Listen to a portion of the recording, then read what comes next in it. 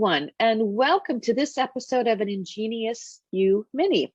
I am so pleased to be joined today by Dr. Rob Zinkan, who is a professor of practice in the Doctorate of Education in HELOS, Higher Ed Leadership and Organizational Studies at FAPath University.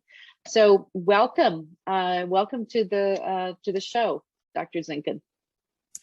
Thank you. Thanks, Melissa. Great to be with you and have this conversation. So I want to jump right in and ask you to tell us and to tell our listeners about what you do professionally. You have a really, really interesting background and how it's informed by your professional interests. Sure. Those professional interests and background largely center around external relations. So I spent nearly 2 decades at Indiana University in a variety of advancement and marketing and communications roles, everything from campus level vice chancellor to associate vice president across a 9-campus, 100,000 student system. And across that work, my focus was really on reputation enhancement, resource development, and across a large university, the breaking down of organizational silos. And now I lead the institutional marketing practice at a higher education consultancy. And that work is really about the marketing that you can't see. So we help institutions identify or clarify an authentic market position and then help them to live into that chosen market position and ensure that institutional strategies and behaviors and communications are all aligned with the market position that they've chosen.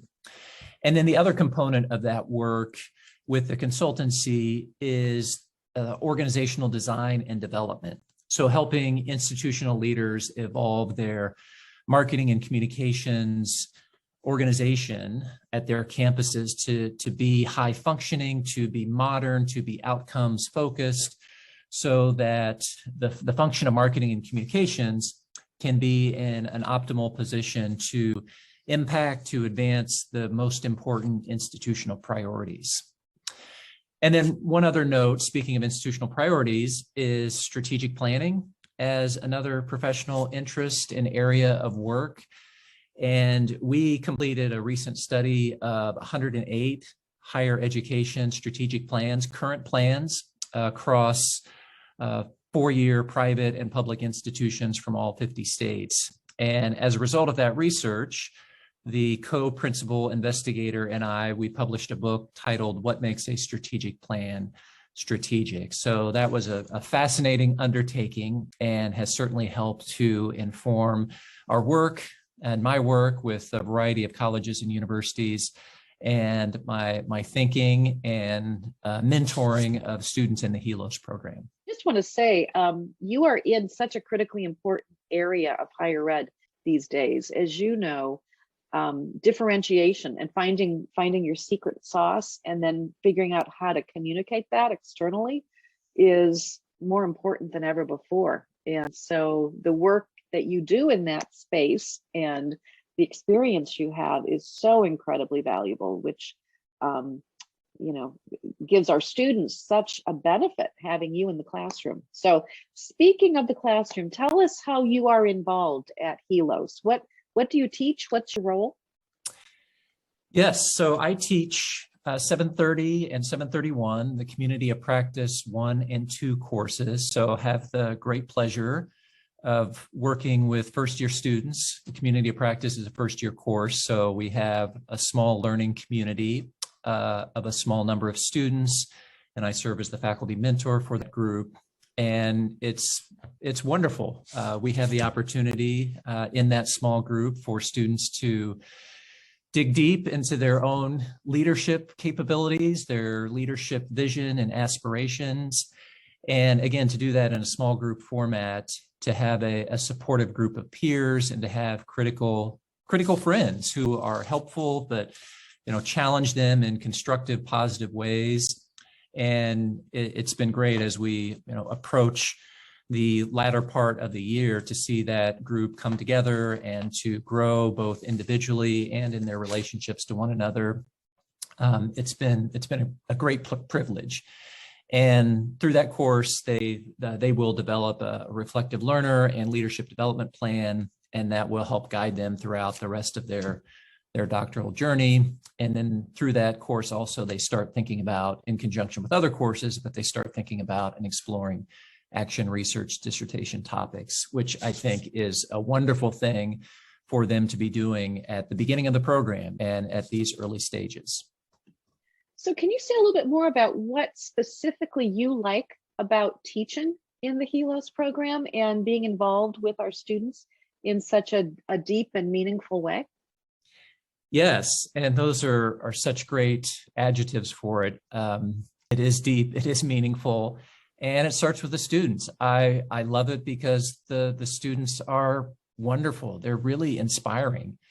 And when you read about all the challenges that higher ed is facing, everything from the demographic cliff to declining public trust in higher education and everything in between, our students give me great confidence about the future of higher education. They're really just tremendous, and they want to be difference makers, and many of them already are, and they want to increase their impact. And also that impact and those intentions come from such a genuine intention. Like, they're driven by the missions of their institutions and a belief and even personal experiences that higher education transforms lives, it transforms society. And that comes through in their work, in their reflections, in their interactions with one another.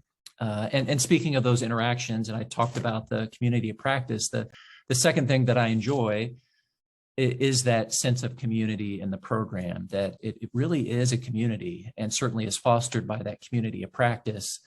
But that may be something that comes as a surprise, perhaps, to someone who's looking into the program and wondering about what is an online doctoral program really like, and the sense of community that exists within HELOS, I think is special and is a great benefit for the students.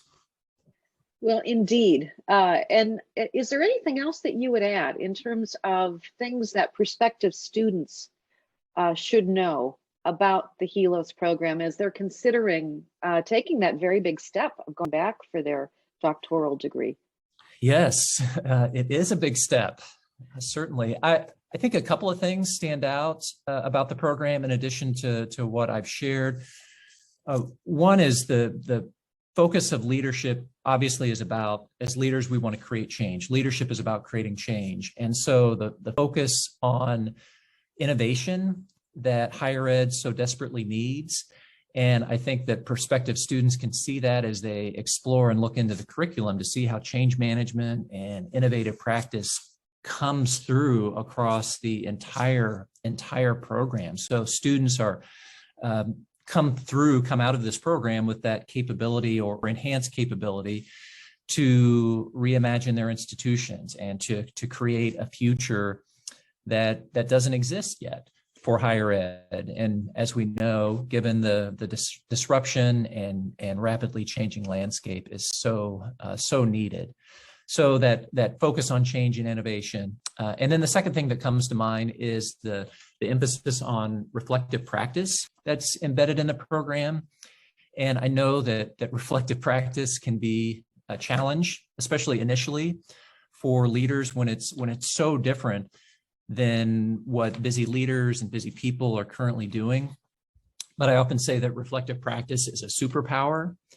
When you begin to do that and benefit from that through self-assessment, through reflection, through building your own self-awareness, even building organizational self-awareness. So the ability to do that throughout the program, I think it ends up being a tremendous asset for students as they grow in their leadership. If I were talking with one of your students in your community of practice group, how would they describe you to me? What adjectives might they use to describe your teaching, your mentoring style? I would say hopefully they'd say empathetic. So having been a senior administrator, going through these challenges facing higher ed institutions, and now being a consultant and seeing those challenges across a variety of different institutions. So I think that understanding and empathy would be one item. And so that often I have a bent toward practical applications and how that looks, the practical applications of their learning and what that might mean for what they're doing right now, what that might mean for what they're doing next week or next semester. I think also asking a lot of questions. I see the parallels between consulting and mentorship, and challenging them in a way, asking a lot of why questions, to get them to go as deep as they can, and encourage that reflection that, as we discussed, is so important. And to your earlier point about my background, I think that comes through in some of those questions or thinking as students go through this course and their work, is that focus on the constituent that comes from my external relations and marketing background, that sometimes people think, well, that's about promotion. And it's really about understanding the audiences and understanding the constituents that matter most to an institution. So often those questions that I would ask come from that place of, well, how does this impact students, or how does this impact others who care about the institution or engaged in the institution? So we often fall into the organization-centric thinking of higher ed, and helping to ensure that students are thinking about things from a student perspective or a constituent perspective. Oh, I'm so glad that you mentioned that. I from my own experience, that's the mistake I see over and over again, especially these days where administrators and leaders are so urgent. There's such an urgency and frenzy about the work they're doing, and they don't always take the time to stop and ask that question: how is this going to impact students? Or how is this going to impact those who are most affected by whatever it is that we're thinking about doing? So I'm so glad that you mentioned that one. So, all right, so here's the last question. What do you do for fun when you are not working, when you're not teaching, when it's just you chilling out? What do you like to do for fun? Chilling out, that sounds really nice. I don't know about chilling out. We have a busy family, and that's wonderful. We have 2 at home and 2 in college.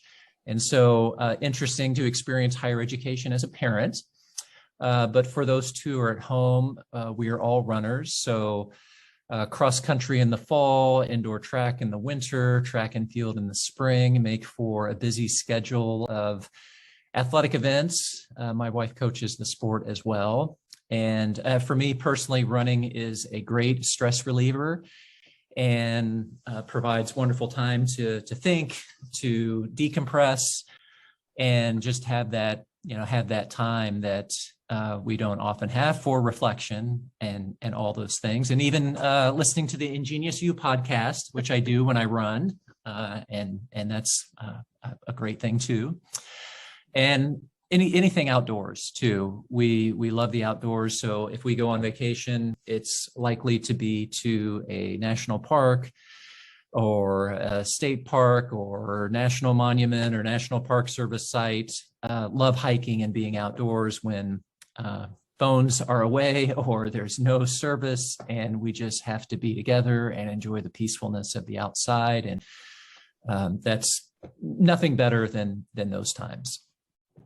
Well, indeed. And our students are so very fortunate for your presence in the classroom and for your empathetic and very caring mentorship.